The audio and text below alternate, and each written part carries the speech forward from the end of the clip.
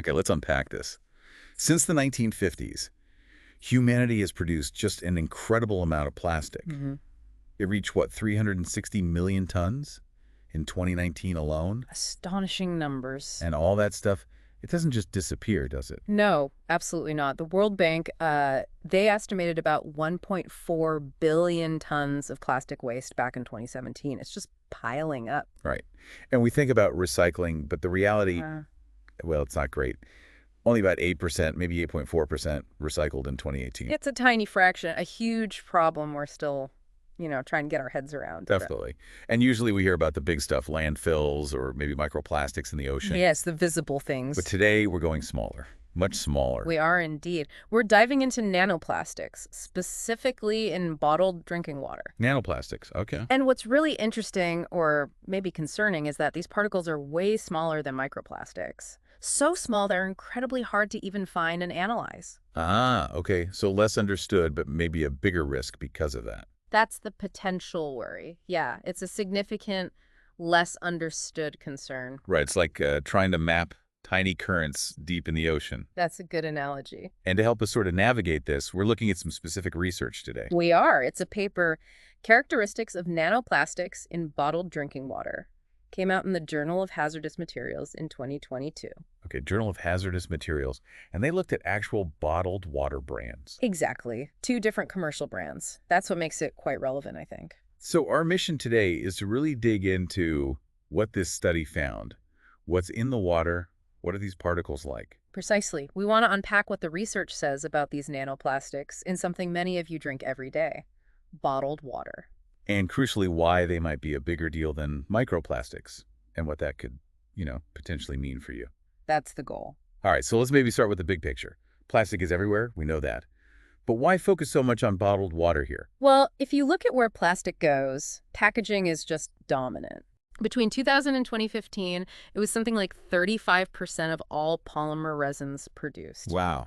And for food and drinks packaging, one plastic really stands out.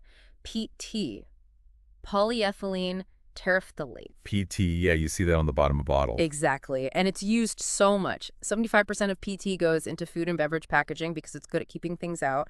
Moisture, gases, bacteria. Precisely. Which brings us to water bottles. And we use a lot of those. I saw a figure, 7.7 billion single-use plastic water bottles a year just in the UK. Just the UK, yeah. Globally, it was 391 billion liters back in 2017. It's hard to even picture that volume. It really is.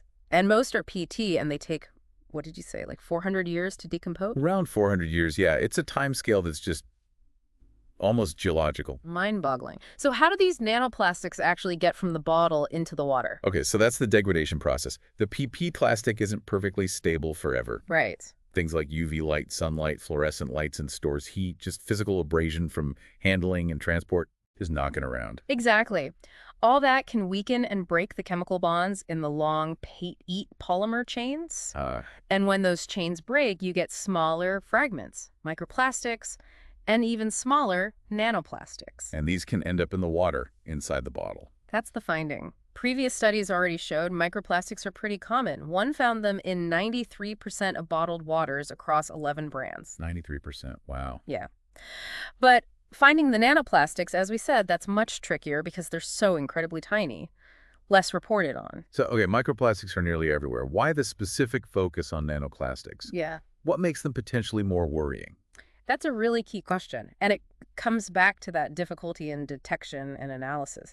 Standard water treatment, the kind your city uses. Yeah. It's not designed to remove particles this small. In fact, some treatments, like using UV light to disinfect. It sounds like a good thing. Right, but it might actually break down larger microplastics into nanoplastics. Oh, wow. So trying to clean the water might inadvertently create these smaller particles. It's a potential, yes, an unintended consequence.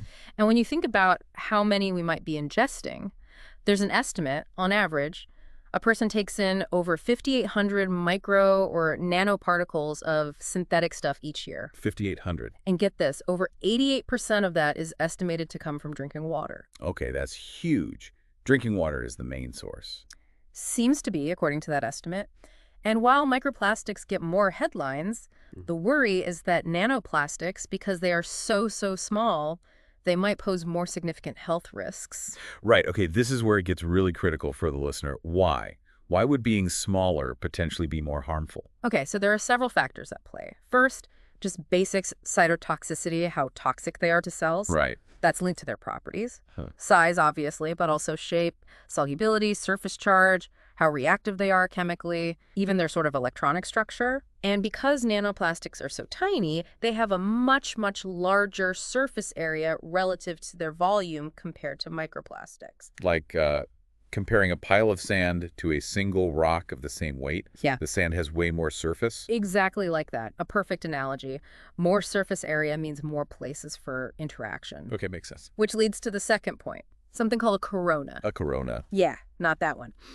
When these nanoplastics get into your body, fluids, blood, lymph, whatever, they can quickly attract and bind molecules that are already there. Yeah. Proteins, lipids, fats. So they get coated. They get coated, forming this biological corona around them, and that coating can change how your body sees and reacts to the particle. It might lead to unexpected toxic effects. It's like the plastic particle puts on a biological disguise. A disguise. Yeah. That's fascinating. So it changes how our system interacts with it. Potentially, yes. And then there's the surface chemistry itself. Nanoplastics often have lots of reactive chemical groups on that large surface area. These can directly damage important things, like lipids, which make up cell membranes, or proteins. Could disrupt cells, maybe damage blood cells. Yikes. And you mentioned surface charge earlier. Right. That matters too. For example, some studies suggest positively charged nanoparticles might end up concentrating more in the lungs. Like they're drawn there. Sort of, yeah. And potentially taken up more readily by lung cells. That could increase risks there. Wow. Okay, so size, surface area, corona effect, surface chemistry, charge. It's complex. It is. And there's more. Cells can actually swallow these particles whole. It's called endocytosis. Our own cells eat them. They can, yes. Once inside, they might end up in lysosomes. Think of those as the cell's recycling and waste disposal centers. Oh. But if too many of these foreign particles build up there, they can overwhelm the lysosomes, disrupt their function, maybe even cause the cell damage or breakdown. So they could gum up the works inside our cells. That's the concern. And all these interactions, the surface reactivity, the cellular uptake, they can potentially trigger oxidative stress, inflammation. Inflammation, right. We hear a lot about that. Exactly. And potentially lead to these particles accumulating in different tissues over time. The original paper actually has a figure illustrating some of these potential pathways. It's quite a concerning picture being painted here. Mm. So how did these researchers actually do this? How did they find and analyze these invisible particles in the bottled water? It was definitely a challenge. They needed a good amount of starting material, so they got 16 liters of water from each of the two brands, brand A and brand B. 16 liters. Okay, that's a lot of water bottles. It is.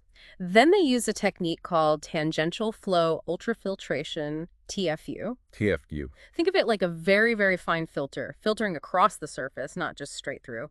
They used a filter with a tiny pore size, about 1.2 nanometers. It lets water and very small dissolved things pass through, but traps larger molecules and particles, including the nanoplastics. Okay, so trapping the targets. Right. And they kept filtering until those 16 liters were concentrated down to just 200 milliliters of what's called the retentate, the stuff left behind. So 16 liters down to 200 milliliters. That's what, an 80-fold concentration? Exactly, 80-fold. Very concentrated. Then they needed to get rid of the natural mineral salts in the water because those could interfere with the analysis later. Ah, right. Salts could crystallize or something. Precisely. So they used a process, basically dialysis with deionized water, to wash the salts away. And finally, they carefully evaporated the remaining water to get a solid sample of the concentrated nanoparticles. Okay, quite a meticulous process to isolate them. Then what? How did they figure out what they actually had? Size, shape, what they were made of? They used a suite of different analytical tools. For size and shape, they used dynamic light scattering, DLS, which measures how particles scatter light to determine size distribution, and also a special microscope called SEML, Super Resolution Microsphere Amplifying Lens. SEML. Why not a regular electron microscope? Good question. Apparently, standard electron microscopes can struggle with imaging these tiny plastic particles. They can have surface charges that cause problems, or they just clump together. SEML was better for visualizing individual particles. Okay, clever. And for identifying what they were. For the chemical structure, they used FTIR Fourier transform infrared spectroscopy. FTIR, okay, like a chemical fingerprint. Exactly. It measures how the sample absorbs infrared light at different wavelengths, giving a unique spectrum or fingerprint for the molecules present. And you mentioned breakdown products earlier. Right. To identify the specific chemical structures, especially potential breakdown products from the PET, they used TDGCMS, Okay, that's a mouthful. TDGCMS. thermal desorption gas chromatography-mass spectrometry. Basically, you heat the sample gently, thermal desorption, to release volatile compounds. Then you separate those compounds using gas chromatography, GC. And finally, you identify each separated compound by measuring its mass using mass spectrometry, MS. So heat, separate, identify by weight. That's the essence of it, yeah. It lets them pick out specific chemical signatures of the plastic in its degraded form. Wow, a really sophisticated approach. So the big reveal, what did all this tech tell them? What did they find in brand A and brand B? Well, first, the microscopy, the SESMAL imaging, showed that most of the organic nanoparticles they saw in both brands were generally transparent and roughly spherical. Tiny, clear balls floating in the water. Pretty much. Then the DLS gave more detail on the sizes, and there were some differences between the brands. Oh, yeah. In brand A, most of the particles, about 84%, were around 433 nanometers in size. There was a smaller group, about 16%, much smaller, around 66 nanometers, and importantly, no detectable microplastics in brand A. Okay, so brand A was mostly nano, two main sizes. What about brand B? Brand B was a bit more varied. About 65% were around 140 nanometers. Another chunk, 31%, were larger, around 605 nanometers. And interestingly, they did find a small amount, nearly 4%, of particles in the microplastic range, around 5 micrometers. Ah, so brand B had a wider size range, including some actual microplastics, while brand A was more purely nano. That seems to be the case based on their measurements, yes. Okay, so that's size and shape. What about the chemistry? Did the FTIR confirm they were actually plastic? Degraded plastic? Yes, the FTIR analysis was pretty crucial here. It showed signatures consistent with degraded PE compounds in both brands. How could they tell it was degraded? They compared the spectra they got from the samples to the known fingerprint of intact PT. They saw that some absorption peaks, which are usually strong in peat, were weaker in their samples. Meaning the chemical structure had changed. Exactly. Specifically, changes suggesting the formation of carboxyl acid end groups, which happens when the long peat polymer chains break. They also saw other subtle changes, like a peak linked to the ethylene glycol part of peat aging, and maybe increased CH stretching vibrations, possibly due to weathering. Weathering. Even inside a bottle. Well, weathering in the chemical sense, degradation potentially caused by light and hydrolysis, yeah. And some other typical P peaks were actually missing entirely, further suggesting the original structure had broken down. Okay, so strong evidence from FTR that it's broken PET. Did the TDGCMS confirm that? Did it find specific breakdown chemicals? Yes, this was perhaps the most direct evidence. The TDGCMS found phthalate derivatives, which are common plastic additives. Okay, plasticizers. Right. But more significantly, in both brands, they found substantial amounts of a compound called ethyl p-ethoxybenzoate. Ethyl p-ethoxybenzoate. Never heard of it. Me neither. But the key thing is, this compound was not in their control sample, they're blank. And its chemical structure looks very similar to a piece you'd get if you broke down the PT molecule itself. Ah, like a specific fragment of the original P chain. Exactly. That strong structural similarity and its absence in the blank led the researchers to conclude it was very likely a decomposed component coming directly from the PT bottle. Wow. That really seems to nail it down. It's not just contamination, it's bits of the bottle itself. That's what the evidence strongly suggests, yes. And they thought this breakdown was likely due to light exposure, UV light, during packaging, storage, sitting on the shelf. That was their hypothesis. They mentioned the water was analyzed about 4 months after bottling. That time frame certainly allows for cumulative exposure to light, UV, or even visible light, which can trigger this kind of peat degradation, known as Norrish degradation. Okay, that makes sense. Now, this sounds pretty compelling, but science always has limitations, right? Did the researchers acknowledge any in their study? They did, absolutely. Good science always recognizes its boundaries. Firstly, they stressed that they only looked at two specific commercial water brands. So we can't necessarily say this applies to all bottled water everywhere. Correct. The findings are specific to those brands analyzed at that time. More studies are needed for a broader picture. Okay, what else? A key limitation was quantification.